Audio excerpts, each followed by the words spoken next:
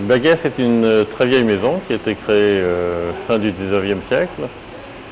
Et les différents membres de la famille Baguès ont successivement mis au point plusieurs modèles en bronze et en fer que nous continuons à éditer aujourd'hui en essayant de respecter scrupuleusement les plans qui ont été faits à l'époque. Nous essayons de fabriquer, je dirais, comme au bon vieux temps, comme à l'ancien temps. Ces modèles créés depuis plusieurs dizaines d'années ont toujours beaucoup de succès, soit auprès de la clientèle de particuliers, soit auprès de la clientèle de décorateurs. Et chacun sait que les plus anciens modèles sont extrêmement prisés chez les antiquaires et dans les salles de vente. Donc nous continuons à perpétuer ce savoir-faire avec une grande fierté. Alors la réédition d'anciens modèles s'est accompagnée pour nous également de la création de nouveaux modèles. Puisqu'une société qui ne crée pas est une société qui meurt, donc nous ne nous contentons pas de rééditer.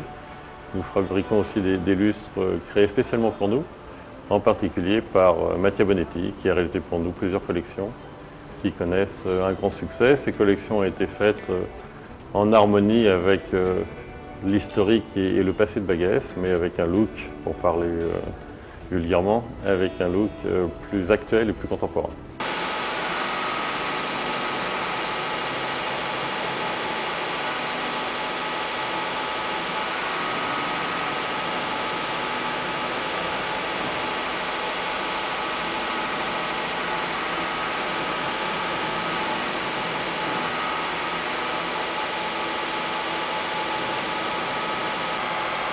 Voilà une opération qu'Antoine réalise sur le métal, une opération de soudure, qui est toujours une opération délicate, puisqu'il faut que la soudure soit à la fois légère pour le dessin et l'esthétique d'ensemble, et en même temps évidemment suffisamment solide pour ensuite supporter les cristaux qui seront sertis sur le métal. Donc là aussi il faut à la fois minutie et savoir-faire.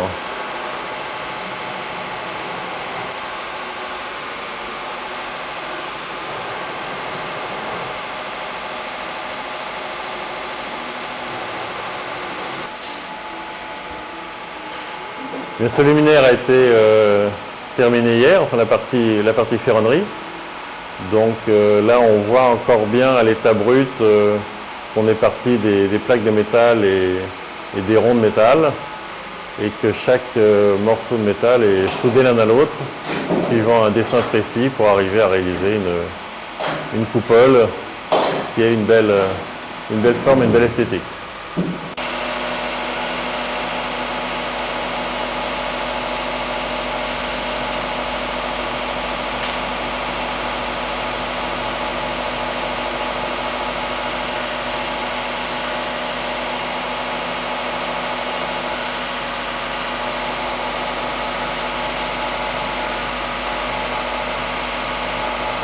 Le travail du bronze est une des grandes spécialités de Baguès. Et là, nous réalisons une opération débarbage sur des petites aigrettes en laiton.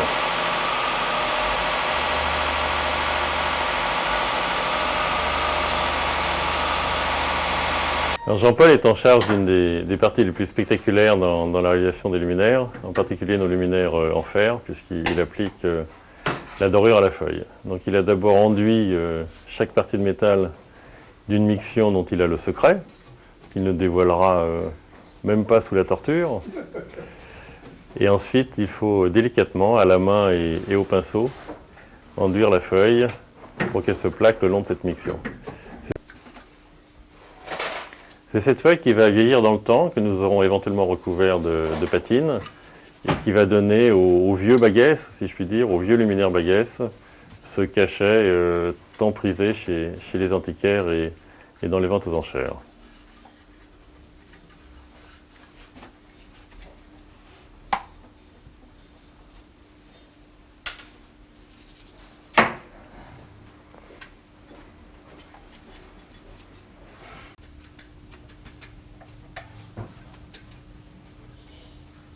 Les décorateurs qui meublent des lofts contemporains avec des appliques Baguès ou des luminaires Baguès aiment bien d'ailleurs leur donner un aspect un peu inhabituel et nous demandent parfois de finir le luminaire à la feuille d'argent. Donc c'est également Jean-Paul qui applique la feuille d'argent à la place de la feuille d'or. C'est une opération d'ailleurs encore plus délicate parce que les feuilles sont toutes petites. Il a encore plus de difficultés qu'à la feuille d'or. La feuille d'or qu'il maîtrise quand même maintenant sur le bout des doigts, si je puis dire, depuis de nombreuses années.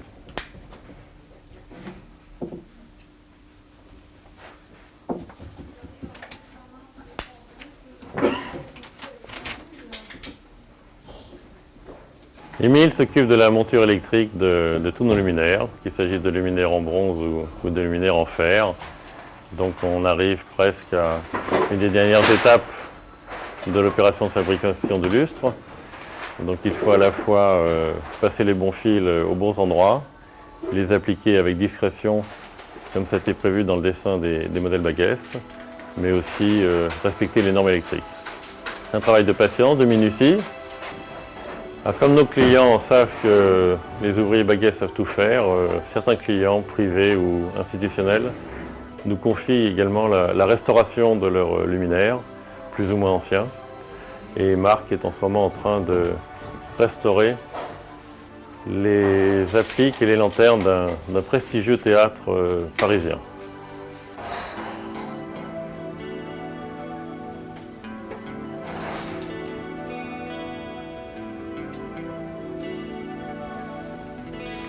Là aussi, il s'agit d'un travail de minutie, mais également de méthode, puisqu'il faut, avec les bons repérages, démonter complètement le luminaire, raviver les parties abîmées et nettoyer en particulier l'ensemble des cristaux et des verres, puis procéder à la remonture et à l'équipement électrique, en respectant des normes là également, qui sont en général plus drastiques que les normes qui présidaient à l'époque de la fabrication du luminaire.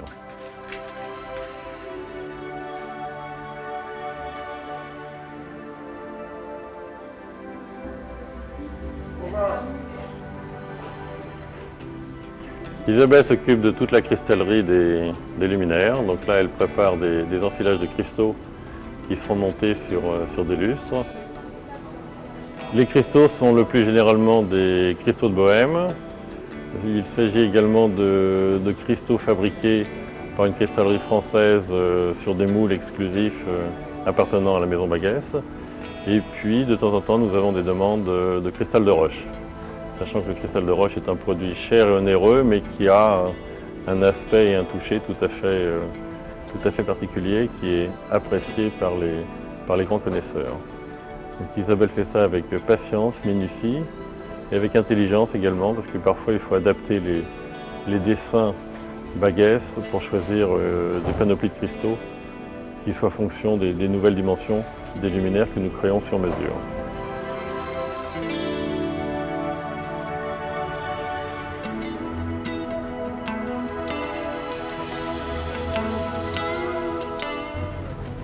Isabelle a des doigts de fée et une expérience également dans la bijouterie, donc elle sait travailler le tout petit cristal comme le très gros. Et c'est vraiment une femme précieuse pour nous, c'est le cas de le dire.